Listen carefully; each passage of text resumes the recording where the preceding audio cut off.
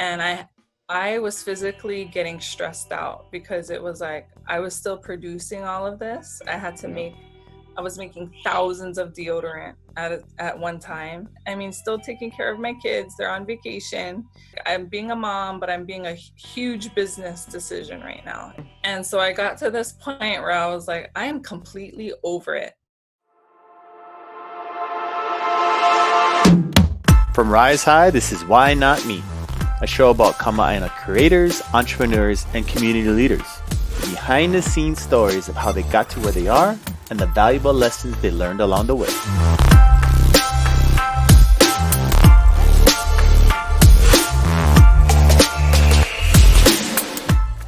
I'm your host, Gabe Ame, and in this episode, we get to hear from Mele Kalama-Kingma, founder of Mamalani, a maker of homemade natural body products right here in Hawaii. As a native Hawaiian entrepreneur, Mele opens up about the constant struggle of being a for-profit business, but doing so without compromising her Hawaiian values centered around community and Aina. What's up, Mele? How's it going? How's it? Thanks for joining us on Why Not Me. The reason why I got you on is I wanted to talk about your business, Mamalani. Mamalani, you actually create and make your own line of deodorant, lip balm, basically just health products, right? I mean, you explain it for us. Go for it. Yeah, so we're really just like a natural body care company. We use, local ingredients is the most important for us, and sustainable packaging. And it's really just meant to be healthy solutions for your ohana, supporting local and low waste. And so you've been doing this for how long now, Mamalani? How old it's been? I started in 2012, so yeah. Almost 8 years now. 8 years. And so, you didn't start off as an entrepreneur. You were in the health field, right? You were a registered dietitian working at Wamanalo Health Center. So how did you go from doing that to transition into starting your own business? That's usually not a typical transition. Yeah. Well, part of it was growing up in Kailua with my papa. He was an inventor. So I grew up in a family very creative and independent and sort of like going against the grain. So I'm kind of used to that lifestyle already. But I went to school for nutrition. When I went to school, I grew up in Hawaii. I never left the island, never left the rock. So I went to college. It was like a whole new world. I was in LA. I went to Loyola Marymount. Oh, wow. I was like a fish out of water. And I didn't realize at that time how much Hawaiians struggled with just staying healthy. I didn't learn, I just learned what diabetes was. I didn't fully understand how important the diet was until I was away from home, and just how the American diet kind of, start like how it didn't really contribute to the health of Hawaii and our people. So I got really passionate when I was away in college. And I missed home, of course, and I wanted to come back and help our people. So I started learning about nutrition and the importance of diet. I got a master's in Indigenous public health, and then I got certified as a dietitian. So I worked in a lot of community health centers, Keolamamo. I was a personal trainer. I worked as a dietitian. My last job was at Waimanalo Health Center. I was helping people learn about diet and food, and I just kind of saw bigger factors contributing to the reason why we eat the way we eat. And those were factors like economics and land issues, imported food. And so these bigger issues were what was kind of driving me to navigate a path for myself. So I became a mom, my first kid, and then I was ready to kind of explore a new world for myself, having more time with my kids, but also creating something that I felt could tell the story of, how important it is for us to be healthy, eat from the land. And I found myself making deodorant, which is so funny. Wow.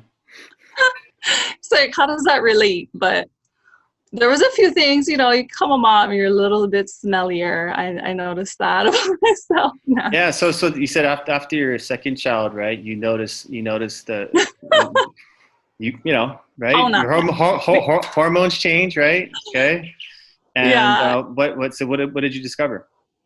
Well, so I had a few friends that were struggling. There was all this awareness about aluminum and harmful stuff in your products, you know? Yeah, yeah. And I found my friend's husband was using baby powder. I had like friends trying random things under their arms. And I was like, hey, I could make that. I could make that, and I could use locally grown ingredients from Hawaii. It had never been done before. And I was like, well, I could do this because I have a background in food. I know where I could get these crops. I know where I was a little bit into chemistry, so I knew what I could make with it. So that's kind of how I started. I didn't plan on having a full-on business, but, you know, just being a navigator of your own path, knowing that my kupuna were like that, it was just like, okay, go give it, you know, it's your passion.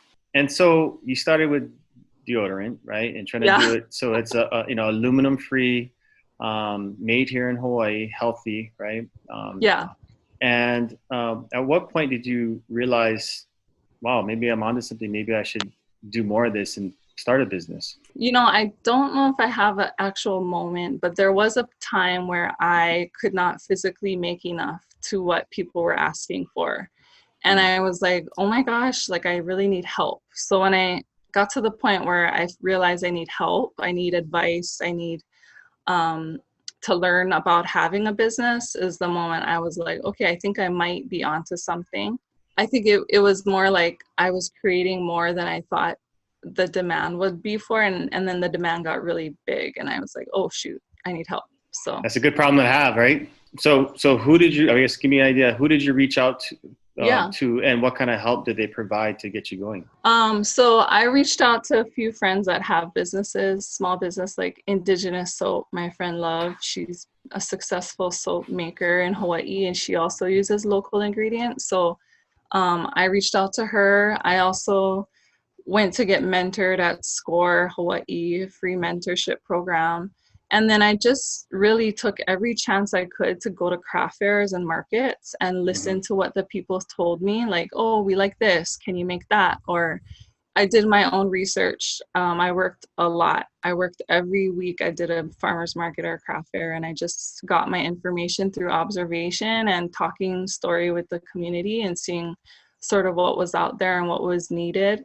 It's funny because the first time I actually met you was at Kailua Farmer Market, right? Oh, yeah. And, yeah. And so I was like, man, this girl is always here. She's selling her products and she's hustling. You were getting kind of almost real-time feedback from your consumers of what was working, what wasn't. Super important to be observant. I think we learned that from our kupuna too, like listen to the conversations and just keep studying and know that you're always going to be learning. The journey of every entrepreneur, it's never really like, you build a product and all of a sudden it's just success all the way through. Were there times where you felt like, shoot, what am I doing? Am I in over my head? Oh yeah, that's like every other day. Nah, just kidding.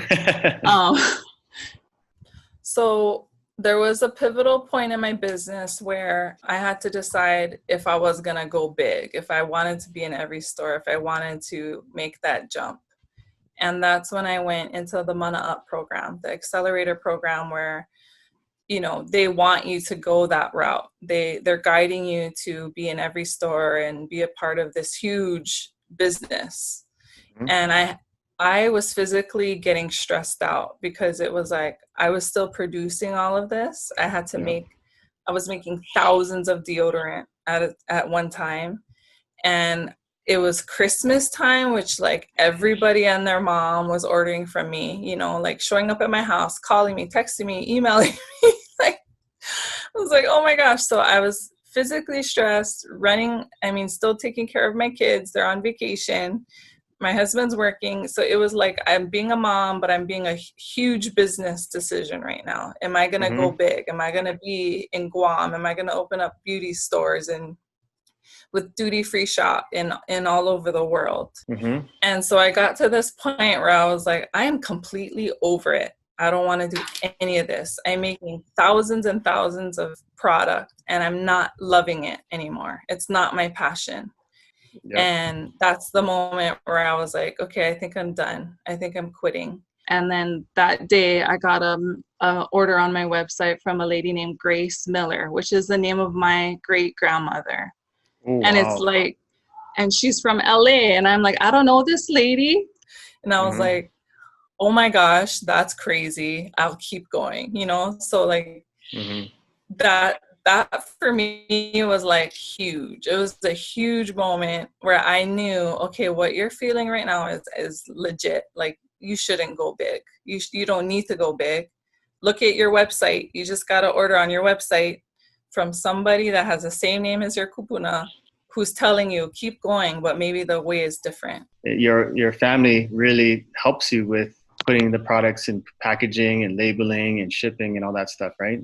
Yes, my dad has been my faithful employee since I started, and he gets paid in dinner. I don't even know if I should say that, but he, you know, my kids help. They package. They are present. But yeah, it's just the community support. You know, I mean, customers. Those are my family. I don't think of like I'm different from them or I'm set apart from them. I'm just a provider, and I'm serving my community. There's a story behind your name of your company, Mamalani. Yeah, Mamalani was my grandma's name, and she was like that rock of our family. She was like the essence of aloha, really the epitome of aloha. And so having her as my kupuna definitely already provided me some kuleana. Like whatever you do in life, you do it with aloha, and you care about others, and you care about our land. And that was something that she emulated. So when I named my company after her, it was like a no-brainer. I hope that the vibe or the essence of my company is also providing that kupuna spirit through, you know, our social media or the packaging or the storytelling that we want to share. You know, and with your products, I know it's essential for you to make sure that these are all healthy, safe products. I mean, basically, you could eat them and you'd be all right, Yeah. right? I mean, Yeah.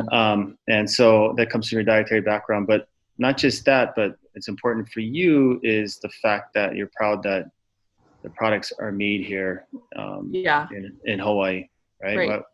What, Yeah. tell me more about that. Yeah, so I think one of the challenges when you become a bigger company is you have to make decisions on costs and supply and just meeting a few parameters that you might not have needed to do before. So Mm-hmm. saving costs would be being in plastic bottles versus glass. I don't want to do that. So, I mean, there's struggles in having a business and keeping the values of my kupuna, which is aloha aina, which is to love our land. I have to stay true to the values, you know, and so that guidance from, you know, learning those values from my kupuna has allowed me to make decisions in my business that I think some companies, you know, have a hard time deciding on. But for me, it's like, no, I can't compromise my values, you know. But definitely being plastic free, taking care of our land, using ingredients that are actually grown in Hawaii to support our economy. When you have your values set, it's really easy to make decisions, you know. So, can you give me an example of a time when you've come up Yeah. with these dilemmas and there's some confliction because you need to make a profit in order to stay in Right. business, but Yeah. it conflicts with your values. Yeah, I mean, I'm going through that right now, especially with COVID. Shipping from China is delayed or not even happening right now. And I took it as an opportunity to explore manufacturing in the USA, which is getting my packaging. So packaging, we don't actually manufacture in Hawaii, you know. Just the Just product itself you make in Hawaii, but yeah, not just the yeah. So I mix all the ingredients, we pour it all in, but we also still need packaging. And finding the packaging that is both sustainable, biodegradable, and made in the USA has been a real challenge for me. Yeah. You know, it's easy to go overseas to like China. It's cheaper. You can order less. But do you really want to do that? You know, I don't want to do that anymore. COVID definitely provided me some insight on how dependent we are on just overseas manufacturing. So I took it as an opportunity to find USA manufacturing. And now I'm working with a manufacturer that, you know, they don't necessarily have options right now, but I'm asking them to make some options available. So that's really exciting for me to create, again, something new that could fill the market's needs with sustainable packaging that's made in the USA. It's quality versus quantity. It's, Yeah. Sticking true to your values versus just trying to make as much money as possible. Wow, I love it. Yeah, that's like, oh, I get so uncomfortable talking about money. I mean, it's like, Uncle Neil talks about like a triple bottom line, and my friend Puni, she talks about like having a full umeke, like this whole economy system. We need to base it on food, land, water, and having a profit, and community. Community is a huge part of wealth. Coming from that mindset and growing up that way and having a business where you need to make money, sometimes it feels like it conflicts and it gets really uncomfortable. But then I heard a talk, I forgot who it was, but anyway, and it was, you can't have a mission without having a margin. So I'm like, okay, I get that. I can get behind that, because I do need a little bit to be successful and to continue my business, but I'm mission based. I just need to have a little bit to continue on. So It gets to like that question of like, how much does one really need, A lot of times I look at, Hawaiian, traditional Hawaiian values, it really conflicts with that market-based capitalistic view, right? And there's a tug between, you want to provide for your community and give, but also as a business, you need to survive. And so where is that line drawn, right? If you look around in Hawaii, you don't see a lot of native Hawaiian entrepreneurs, and even less native Hawaiian female entrepreneurs. Right. Why do you think that? It's financially, to start a business, that's a hard part too, and I don't know a lot of native Hawaiians that get that capital to really start a business. That was probably the first huge pivot for us, was like, okay, you're going to commit, you're going to let me take $8,000 and put it towards my business, So I think that first off is hard. It's just having some money to like put into it, your idea, and then to have mentorship, people that actually have ran a business that have the same values as you. Like you said, there's not a lot of us out there. The value system, like, it's just so important, and you got to have people that understand it, to really walk the steps that you want to walk. Paige, or I love your business, you inspire me, I started my own business. Like, for me, I keep doing it for that purpose. Well, this is going to help a girl, or it's going to help my daughter, it's going to help someone's daughter start her own business because she saw that people are doing it, and it's a Hawaiian doing it. So okay, so we're part of the show where we bust out one of the old Instagram pics and want to get a backstory on it. So go for it. What are we seeing here? This is me and my cousin at the Merry Monarch Festival Craft Fair on Hawaii Island in Hilo.